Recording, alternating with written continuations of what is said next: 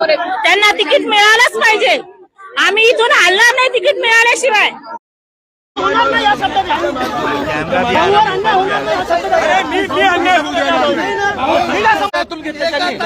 Ticket कसं cut होतं? नाही एका तासामध्ये तुम्ही आश्वासन दिलं का भाऊ? एका तासात तिकीट कसं कट झालं?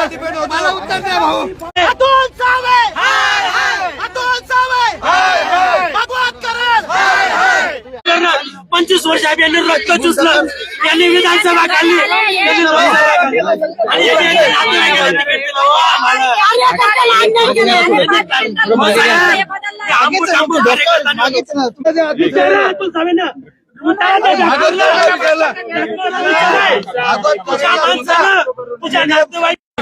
नातेवाईकांना वारणामध्ये प्रभागामध्ये काय काम केलं? एक काम सांग म्हणा, एक काम. तुम्हाला सांगते, आम्ही हा माणूस 20 वर्षापासून कार्य करतोय. कोरोनाच्या काळामध्ये इतकं कार्य केलेलं आहे ह्या सरांनी. आम्ही त्यांची बायको आणि मी 2 महिने झालं घराघरापर्यंत पोहोचलोय आणि आम्ही लोकांना हे सांगत होतो की आपले भाजपचा वाढ होणार आहे, आपले सगळे प्रभाग भाजपचा होणार आहे, आपल्या प्रभागातून सगळ्यांना भाजपला निवडून द्यायचंय आपल्याला.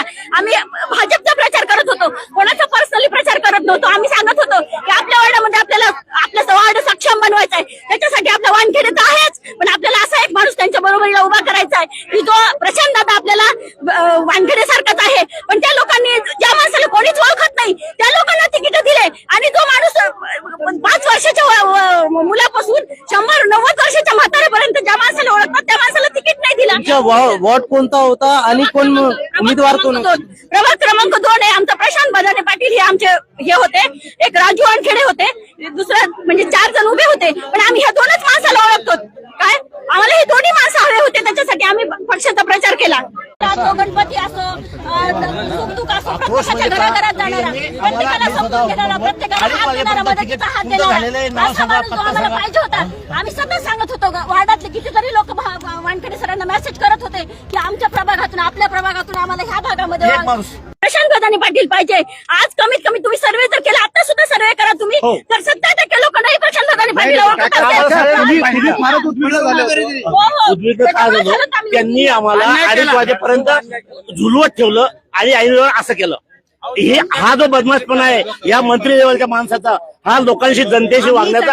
मी कार्यकर्ता असो करो,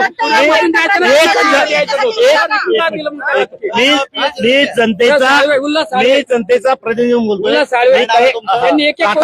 ऐका ना, यांनी काय केलं? झुलवत ठेवलं, खोटं बोलले, लोकांना असं केलं. असं खोटं बोलून ह्या लेवलच्या माणसांना यांची लायकी योग्य नाही.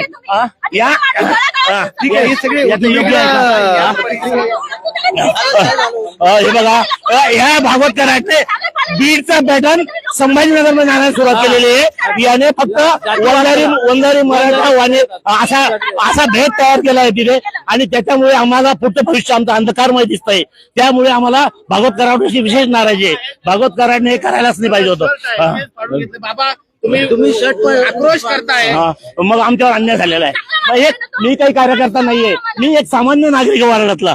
तरी पण आमची जी इच्छा होती, जी सगळ्या जनतेची इच्छा होती, आम्हाला यांचं लाईक याच्यामुळे एक सत्तामध्ये येणार, का धार्मिक कार्यक्रम करणार, आध्यात्मिक कार्यक्रम. ग्राउंड ऑफर पडलं यांनी असं ऐनवर असा अन्याय का करायला पाहिजे? हे फडणवीस साहेबांपर्यंत जायला पाहिजे. बीजेपीला यांनी जे बीजेपी वाढवलं मोदी साहेबांच्या नावावर, फडणवीस साहेबांच्या नावावर आम्ही मतं देतोय. या लोकांना हा तर राज्यसभेवर करार, हा तर निवडून पण येऊ शकत नाही. हा याने नगरसेवक म्हणून निवडून आणून दाखवा. याची जी कॅपॅसिटी आहे एका नगरसेवका एवढी सुद्धा नाहीये. तो सकाळपासून त्याच्या दारात पडलेला असतो 7 वाजेपासून. तुम्ही सक्षम महिला तुम्हाला दिसत नाही.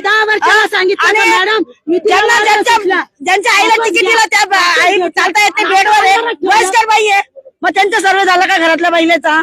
N13 N12 नवजीवन कॉलनी हा माझा प्रभाग आहे. प्रभागातला सर्व जिल्हा अध्यक्षांनी आणून दाखवावा आणि अतुल सावे साहेबांनी बी आणून दाखवावा. इथं मला तुम्ही पहा, जर सर्वेत नसेल तर मी कायमचं राजकारण यांचा गुलाम बनत.